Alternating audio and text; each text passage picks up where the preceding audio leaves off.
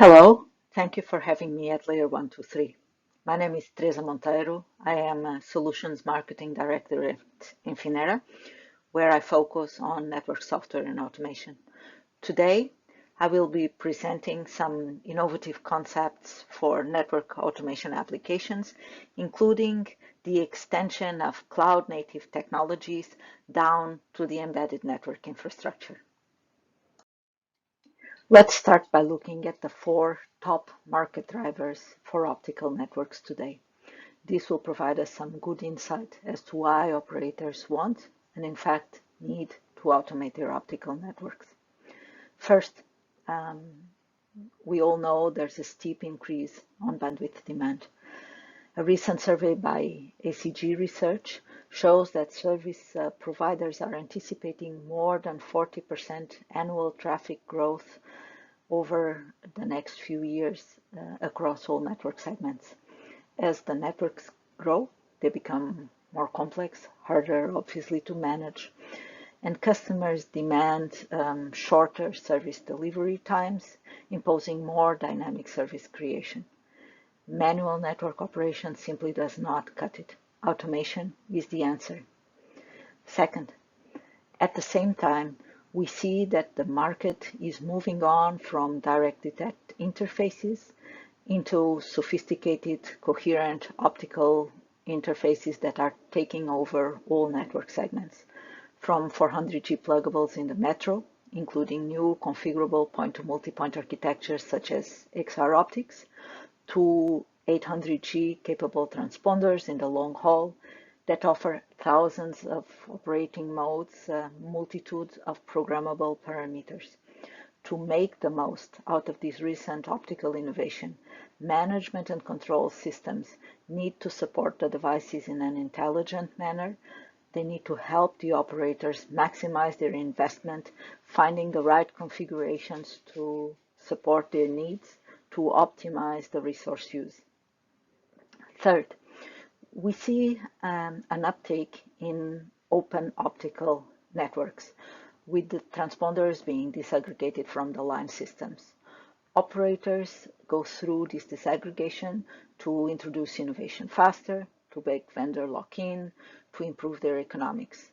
But they still need to manage their multi-vendor networks as one only network.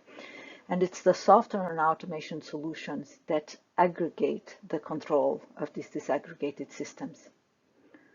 Fourth, there's also learnings and practices from the IT world that are being increasingly adopted in networking. The success of some practices common in the IT domain, such as move of applications to the cloud, adoption of open source software, increased use of scripting and workflow automation, have inspired the content providers, web scalers, to bring the same into network operation. The advantages of these modes of operation are plenty. There's, first of all, access to a wide range of industry tools that support and simplify many of the operations in networking, databases, dashboards and analytics tools, workflow automation support. And it's not only that there is broad commercial choice, but also that the community support to development and troubleshooting is strong. Then there is faster access to new technology and to innovative solutions, which are fostered by these collaborative landscapes. The adoption of open source environments and of widespread technologies used here for networking solutions also facilitate the access to talent in times where we know it is hard to recruit skilled developers. And of course, there's also the many benefits of cloud-native technologies and open interfaces that we will discuss in detail in a couple of minutes. Now, where can these practices be put to work in an optical network, and what is their impact?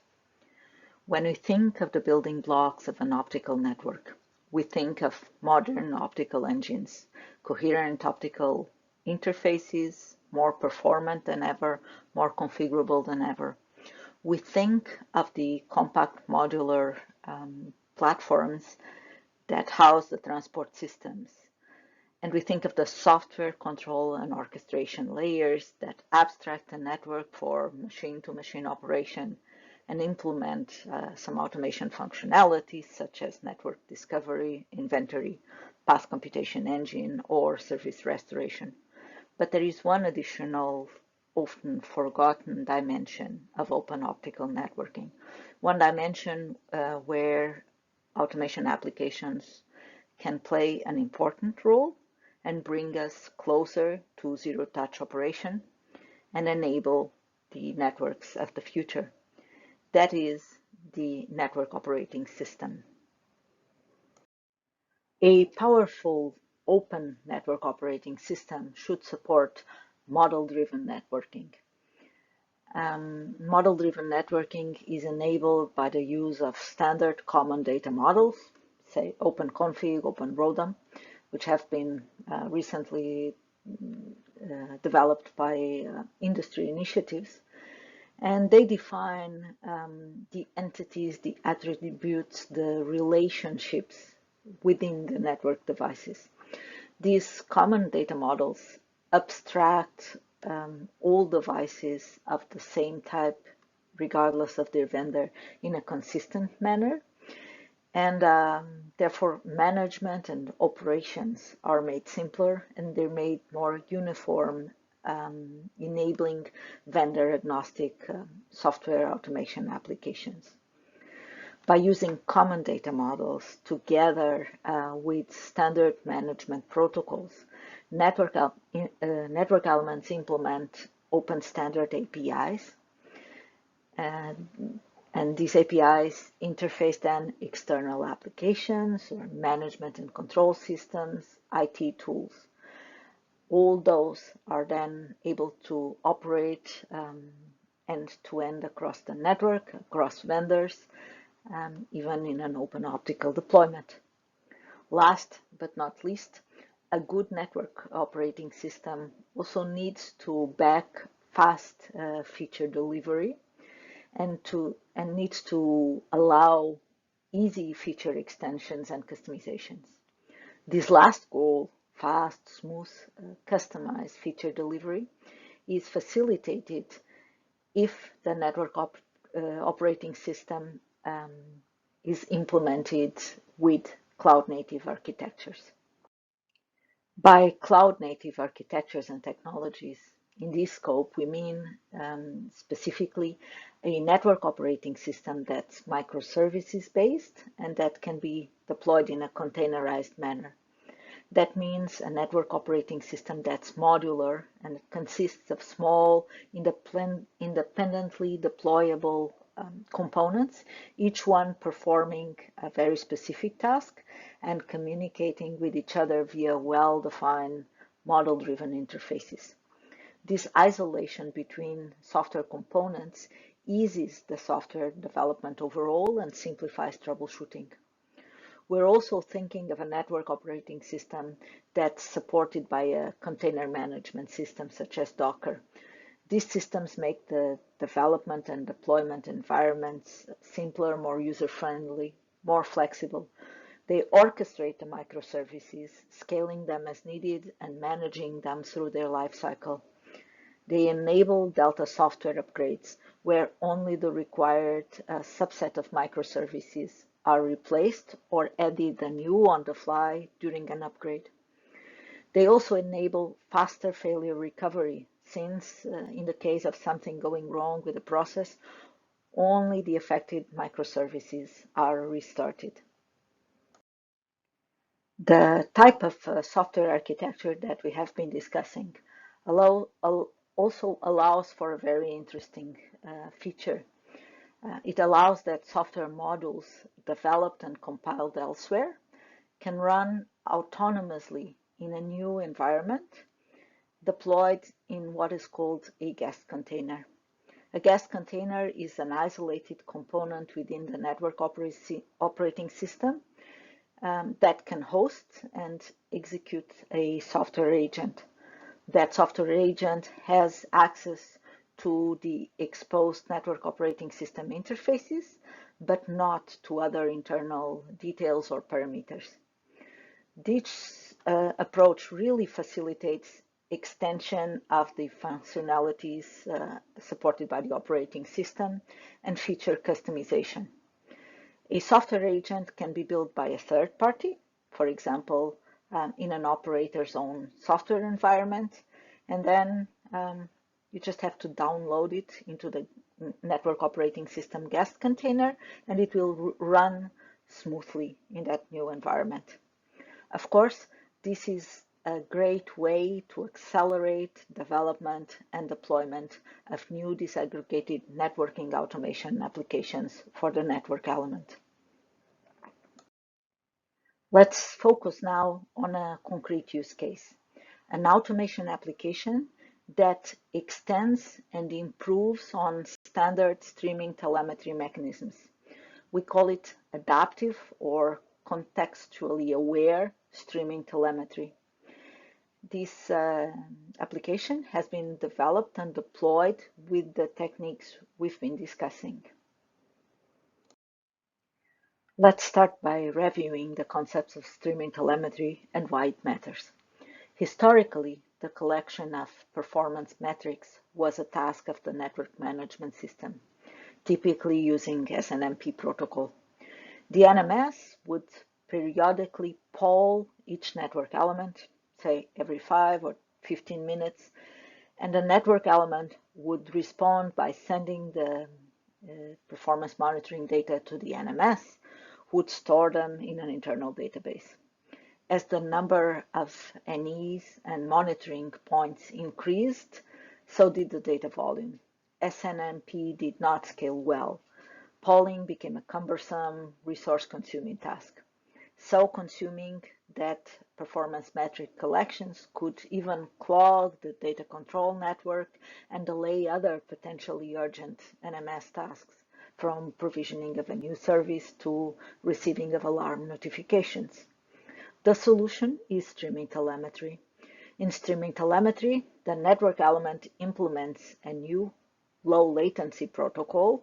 gRPC is a common choice that allows for an external server, an external system, to subscribe to a specific network element data stream among all the sensor and monitoring data that a modern network element can expose. From that moment on, from the subscription on, the network element forwards all corresponding data at much shorter intervals in an almost continuous manner to the server that subscribed to it. In case of performance metric, we would call that a performance metric collector. The PM collector typically will store the data in a more standard, potentially open third-party database, such as MariaDB or Oracle.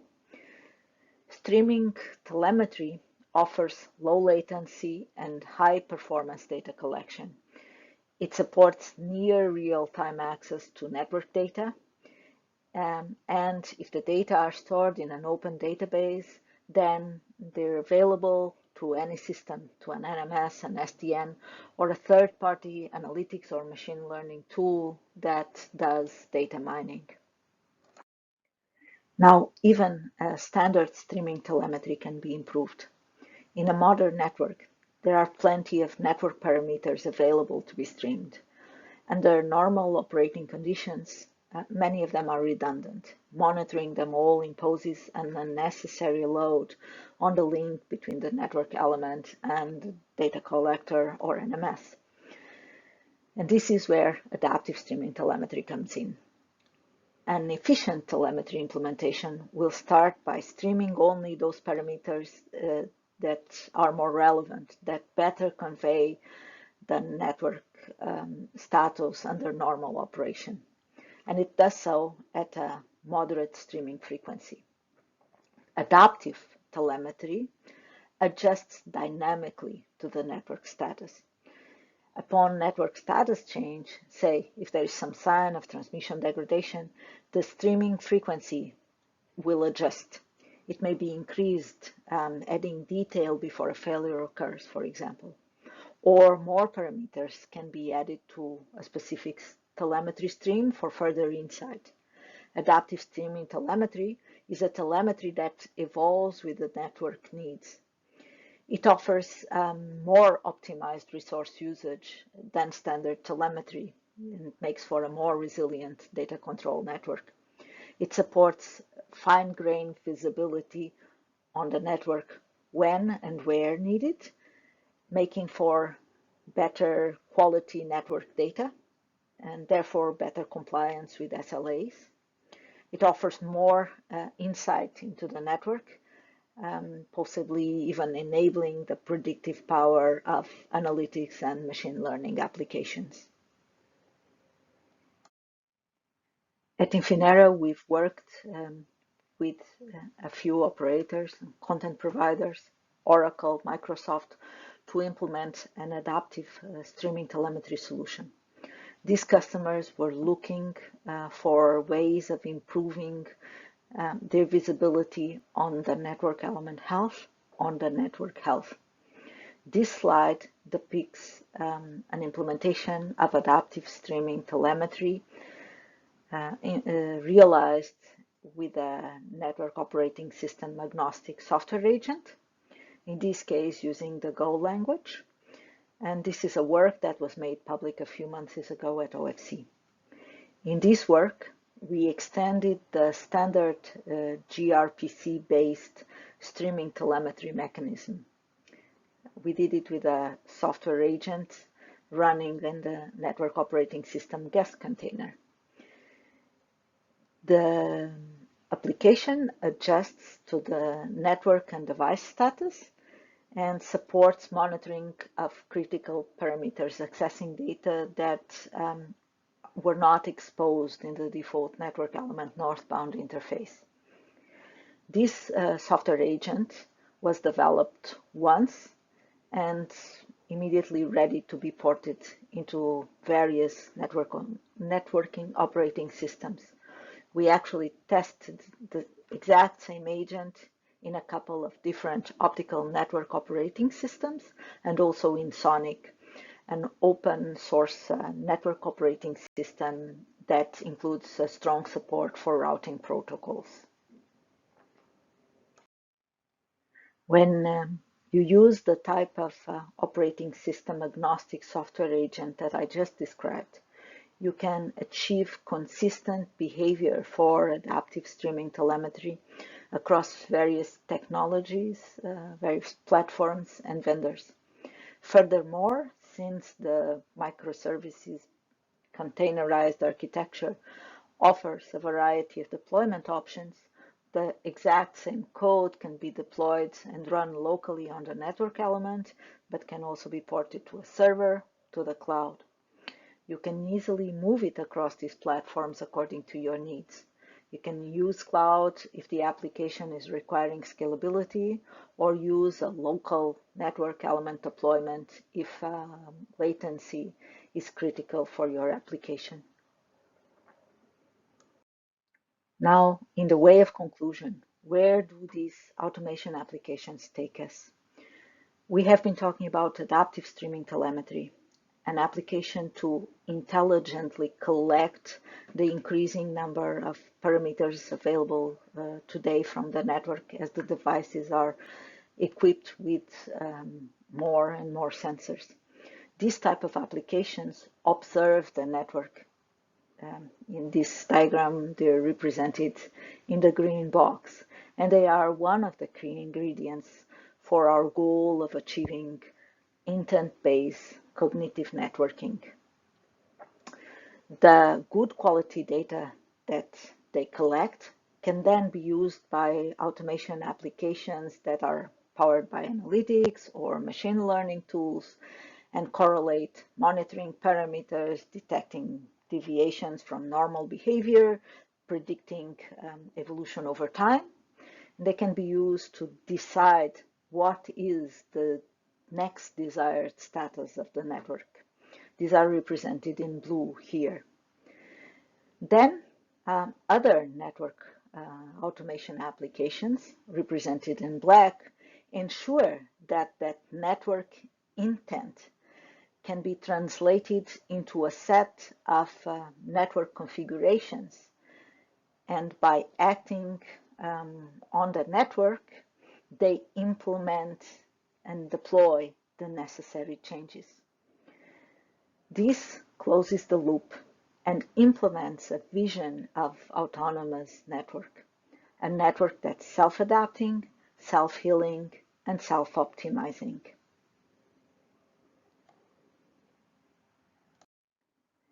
This brings me to the end of my presentation. I hope you've enjoyed it, and I hope to be able to meet you again face to face soon. Thank you for your attention.